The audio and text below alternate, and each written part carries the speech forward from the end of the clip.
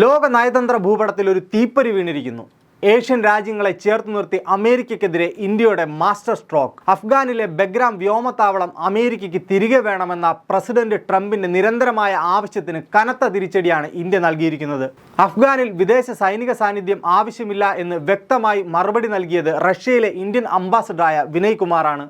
അയൽ രാജ്യത്ത് സൈനിക സാന്നിധ്യം സ്ഥാപിച്ചെടുക്കാനുള്ള അമേരിക്കൻ നീക്കത്തിനെതിരെ നിലപാടെടുക്കാൻ ഇന്ത്യക്കധികം സമയം വേണ്ടിവന്നില്ല. ഇന്ത്യൻ വിദേശ നയ ചരിത്രത്തിലെ ഏറ്റവും ശ്രദ്ധേയമായ ഈ നയതന്ത്ര നീക്കം ഇപ്പോൾ ചർച്ചയാവുകയാണ്. അമേരിക്കൻ പ്രസിഡന്റ് ഡൊണാൾഡ് ട്രംപിൻ്റെ നീക്കത്തിനെതിരെ ഇന്ത്യ നിലകൊണ്ടിരിക്കുന്നത് അഫ്ഗാൻ, ചൈന, റഷ്യ തുടങ്ങിയ രാജ്യങ്ങൾക്കൊപ്പം. പരമ്പരാഗത ശത്രുക്കളായ ഈ രാജ്യങ്ങൾക്കൊപ്പം ഇന്ത്യ നിലകൊണ്ടതിൻ്റെ പിന്നിലെ മാസ്റ്റർ പ്ലാൻ എന്താണ് നോക്കാം നമുക്ക്. അഫ്ഗാൻ തലസ്ഥാനമായ കാബൂളിന് 50 കിലോമീറ്റർ അടുത്തുള്ള ബെഗ്രാം വ്യോമത്താവളം ഭൂമിശാസ്ത്രപരമായി നിർണായകമായ ഇടത്താണ് സ്ഥിതി ചെയ്യുന്നത്.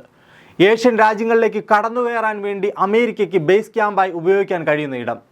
ചൈനയുടെ അതിർത്തി പ്രദേശം കൂടിയായ ഇവിടെ സൈനിക സാന്നിധ്യം കൊണ്ടുവരാനുള്ള ട്രംപിൻ്റെ നീക്കത്തിന് പിന്നിൽ ഏഷ്യൻ മേഖലയിലേക്ക് സ്വാധീനം വർദ്ധിപ്പിക്കുക എന്ന അമേരിക്കൻ ലക്ഷ്യം തന്നെയാണ്. പാകിസ്ഥാനുമായുള്ള ബന്ധത്തിലും മാറിയും തിരിഞ്ഞും നിലപാടെടുക്കുന്ന അമേരിക്ക തൊട്ടയൽപക്കത്ത് ഇത്തരമൊരു സ്ഥിരം സാന്നിധ്യം ഉറപ്പാക്കുന്നത് ഇന്ത്യക്ക് സ്ഥിരം ഭീഷണിയാകുമെന്ന കണക്കുകൂട്ടലുമുണ്ട്. പാകിസ്ഥാൻ ആകട്ടെ അമേരിക്കയുമായി ബന്ധം മെച്ചപ്പെടുത്തി ഇന്ത്യയെ ഒറ്റപ്പെടുത്താൻ കഴിയാവുന്ന എല്ലാ ശ്രമങ്ങളും നടത്തിവരികയാണ്. ഇതും ബെഗ്രാമിൻ്റെ കാര്യത്തിൽ ഉറച്ച നിലപാടെടുക്കാൻ ഇന്ത്യയെ പ്രേരിപ്പിച്ചു എന്നതാണ് വിലയിരുത്തൽ.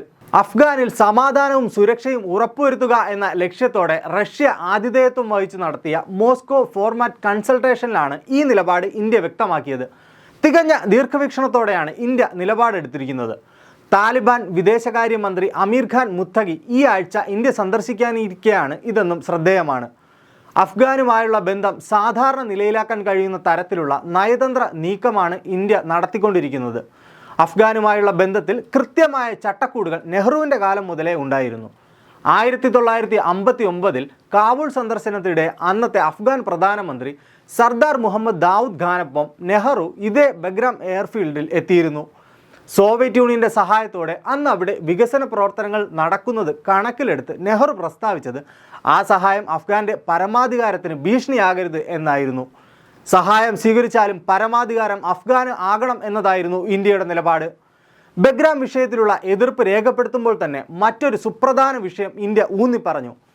അഫ്ഗാൻ്റെ മണ്ണ് അയൽ രാജ്യങ്ങൾക്ക് ഭീഷണിയാകുന്ന രീതിയിൽ തീവ്രവാദത്തിന് ഉപയോഗിക്കരുത്. ഇന്ത്യയുടെ ഈ ശക്തമായ സന്ദേശം പാകിസ്ഥാൻ ഉൾപ്പെടെ മുന്നറിയിപ്പാണ്. ഇന്ത്യയെ സംബന്ധിച്ച് അഫ്ഗാനിൽ വീണ്ടും ഒരു വിദേശ സൈനിക ശക്തി സ്വാധീനം നേടുന്നത് പ്രാദേശിക സ്ഥിരതയെ തകർക്കും. അതിനാൽ റഷ്യയും ചൈനയും ഉൾപ്പെടെയുള്ളവർക്കൊപ്പം ചേർന്ന് ഏഷ്യയിലെ സമാധാനം ഉറപ്പാക്കാമെന്ന നിലപാടിലാണ് ഇന്ത്യ.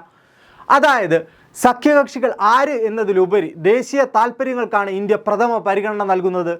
ആരുടെയും സമ്മർദ്ദത്തിന് വഴങ്ങാതെ സ്വന്തം അതിർത്തിയുടെയും അയൽ രാജ്യങ്ങളുടെയും സുരക്ഷ ഉറപ്പാക്കുന്ന ഏഷ്യയിലെ ബിഗ് ബോസ് എന്ന നിലയിലേക്ക് ഈ നീക്കത്തിലൂടെ ഇന്ത്യ വളർന്നിരിക്കുന്നു.